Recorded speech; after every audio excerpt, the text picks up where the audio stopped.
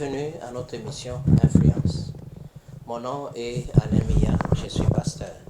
Aujourd'hui encore, nous sommes très contents de vous savoir nombreux pour assister à notre émission. La fois passée, ou depuis quelques semaines, nous parlons sur leadership et comportement. Alors, les semaines passées, nous avons évoqué le fait que les leaders devaient être un expert dans la gestion humaine ou dans tout ce qui a trait à l'être humain. Parce que au quotidien, il a affaire aux hommes et non aux robots.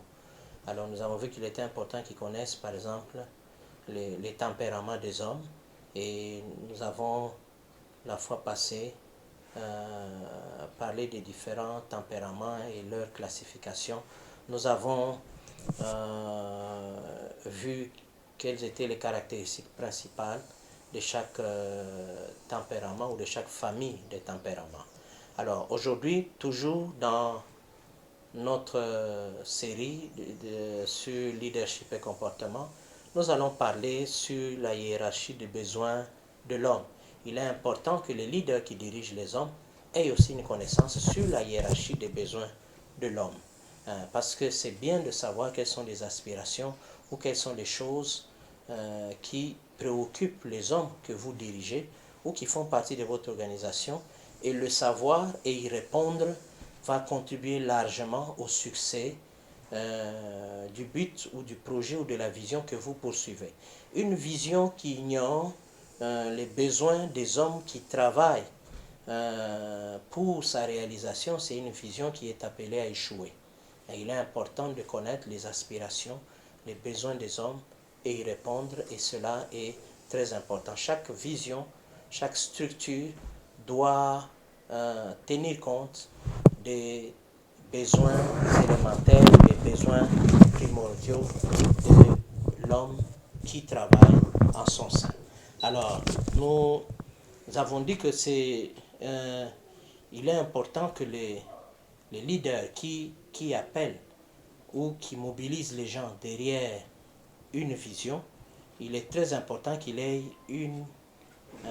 un bagage de connaissances de la hiérarchie des besoins de l'homme. Alors, il n'y a plusieurs, il n'y a pas qu'une seule classification des besoins de l'homme, mais nous nous appuierons dans le cadre de cette émission sur ce qui est connu, et là, certains le connaissent, ce qui est connu comme étant la pyramide de Maslow, pour comprendre la hiérarchie des besoins de l'homme.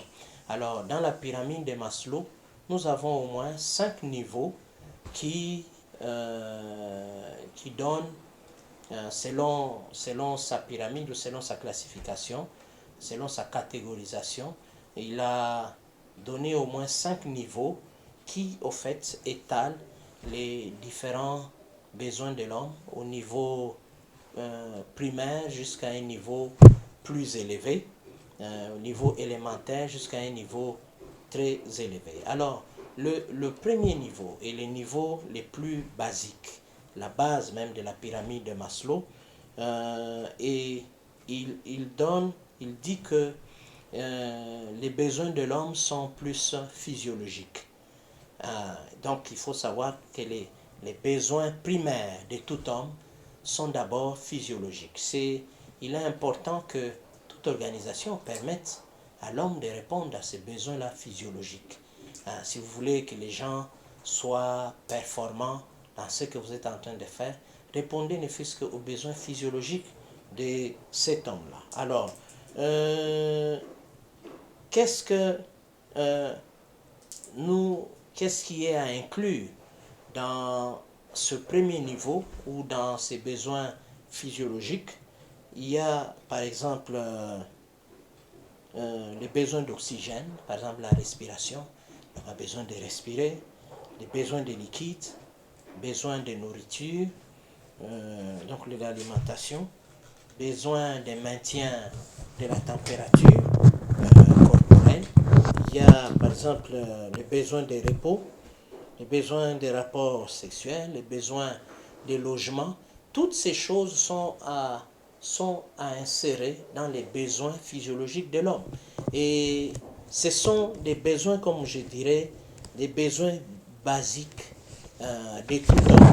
Et si, en tant qu'organisation, vous n'arrivez pas à satisfaire à ces besoins basiques de tout homme, de cet homme-là, sachez que cet homme qui ne trouvera pas de réponse dans ceci, bon, pour un petit rien ou lorsque quelqu'un lui proposera mieux, bon, une chose qui répond à ça, il partira. Donc ça c'est des choses élémentaires que, que, que, que tout homme voudrait bien satisfaire. Donc il est important de le savoir en tant que leader. C'est ainsi que vous verrez par exemple dans certaines entreprises, et il y avait à l'époque certaines entreprises para-étatiques telles que la GECAMINE, telles que la SNCC aujourd'hui, telles que l'ONATRA, toutes ces grandes entreprises, vous verrez qu'ils avaient une politique à la fin du mois de donner de ravitaillement, c'est-à-dire tous les des fois des sacs de farine, des maïs, de donner des sacs de riz, donner des sacs d'haricots, donner plusieurs choses qui faisaient à ce que il donnait de la viande, donnait du poisson, il y avait même des abonnements même pour le pain, pour les petits déjeuners, toutes ces choses-là. Donc l'employeur avait voulu effectivement que ces employés ou les gens qui viennent travailler n'aient pas à se poser multiples questions au sujet de ce que eux-mêmes vont manger, leurs enfants vont manger. En fait, tout ce qui était basique, par exemple la nourriture, toutes ces choses-là, la structure, l'organisation, la société, l'entreprise répondaient à cela. Et dans toutes ces structures répondaient même aux besoins de repos. Des fois, certains managers avaient droit d'aller en congé, c'est même un congé payé à tel endroit, tel endroit, tel endroit. Il y en a qui avaient besoin même des billets. Il pouvait aller en vacances avec lui et sa famille parce que c'est qu'il était important, les besoins de repos, il fallait satisfaire à cela. C'est un besoin élémentaire. Ce n'est pas un luxe, c'est un besoin élémentaire auquel il faut satisfaire. Donc c'est important que l'homme, là où il est, qu'il vive dans un bon environnement, où il a besoin d'oxygène, qu'il réponde aux besoins des liquides, qu'il puisse boire quand c'est nécessaire. C'est important. Donc ça, c'est ce qu'on trouve à la base de la pyramide de Maslow.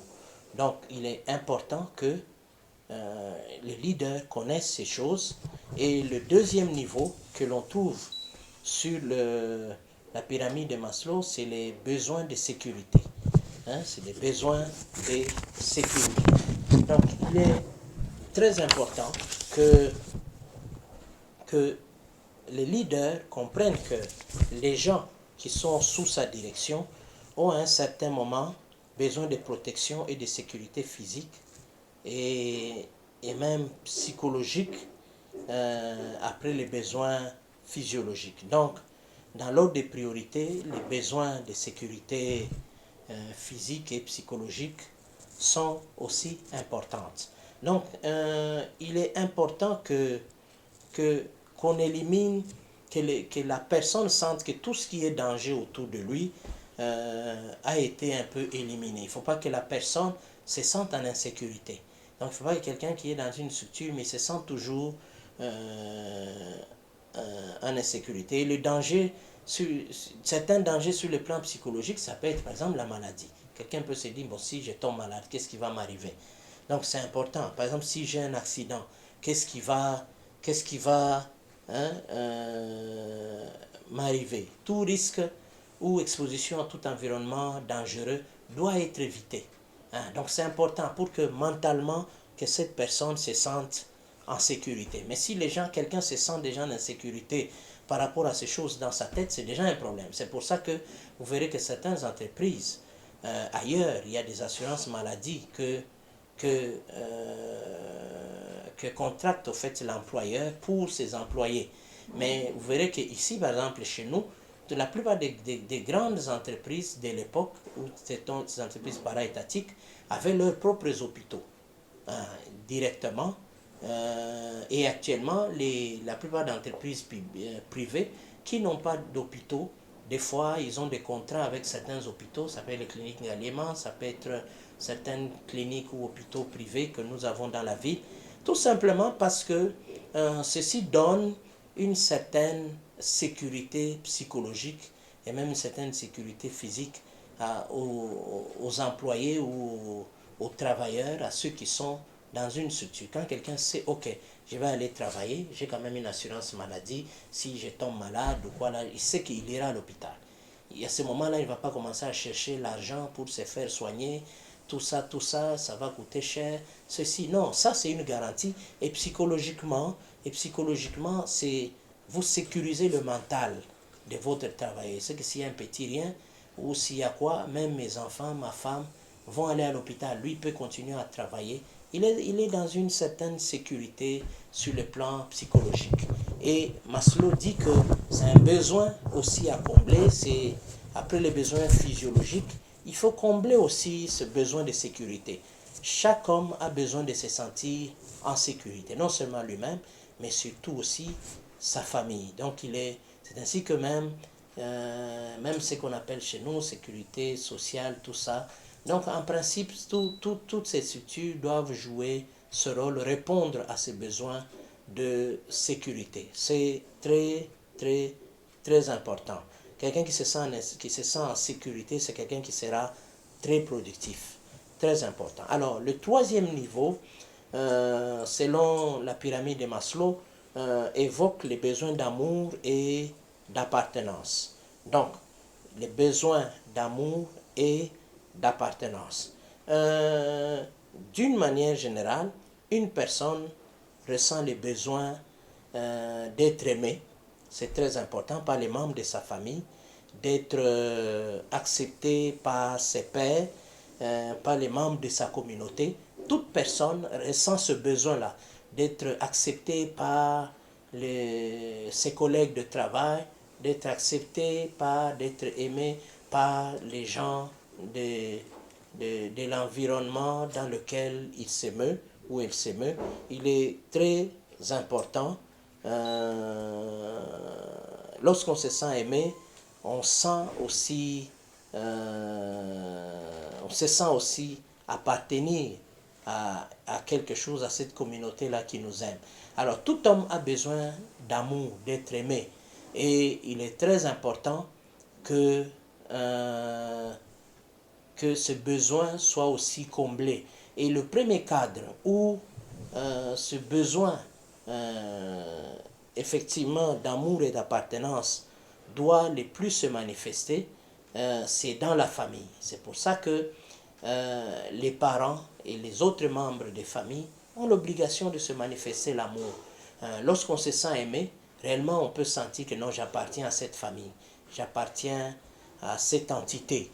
Mais lorsque quelqu'un ne sent pas cela, c'est difficile, même pour la personne, de s'épanouir. Quelqu'un qui se sent aimé, c'est quelqu'un qui peut même s'épanouir. L'environnement qui offre l'amour à quelqu'un, c'est un environnement aussi, au fait, qui permet à cette personne, qui équipe cette personne pour son développement. Non seulement immédiat, mais aussi pour son développement futur. C'est pour ça que les gens qui ont expérimenté l'amour dans leur famille, dans leur environnement initial ou primaire, ce sont des gens qui peuvent aller encore plus loin. Et vous verrez que quelqu'un, quand tu es quelque part, même dans une structure de travail, où tu sens qu'on ne t'aime pas, il est difficile que tu te développes, que tu ailles de l'avant dans cet environnement-là qui t'est hostile. Il y a une certaine hostilité. Donc c'est très important. Alors le quatrième niveau, il y a les besoins d'estime de soi et d'autrui. Toute personne doit éprouver de l'estime pour elle-même et sentir que les autres ont de la considération pour elle. Toute personne a besoin d'être reconnue et appréciée des autres. Donc ça, c'est très important aussi. Toute personne a besoin de sentir que on l'estime. Hein. Sinon, il y a d'autres dont l'environnement et même les parents, les oncles, les amis ont piétiné leur estime de soi. Vous sentez que c'est des gens qui ont déjà un problème vis-à-vis d'eux-mêmes parce que tout simplement, leur estime de soi a été piétinée ou a été mis vraiment par terre. Enfin, le cinquième niveau, c'est les besoins de réalisation de soi. Lorsqu'une personne a satisfait les besoins des niveaux précédents, c'est dans la réalisation de soi qu'elle parvient à se réaliser pleinement et pleinement son potentiel. Une personne qui sait réaliser a l'esprit mûr, sa personnalité est multidimensionnelle. C'est une personne qui est capable d'assumer et de mener à terme des tâches multiples et tire satisfaction du travail bien fait. Donc, il est très important, lorsque quelqu'un rencontre ces choses, il est très important, c'est à ce moment-là que cette personne commence à aspirer réellement à d'autres choses, à la réalisation de soi, à faire des choses qu'il a toujours peut-être pensé faire, parce qu'il y a une certaine assurance, une certaine maturité que la personne a acquise.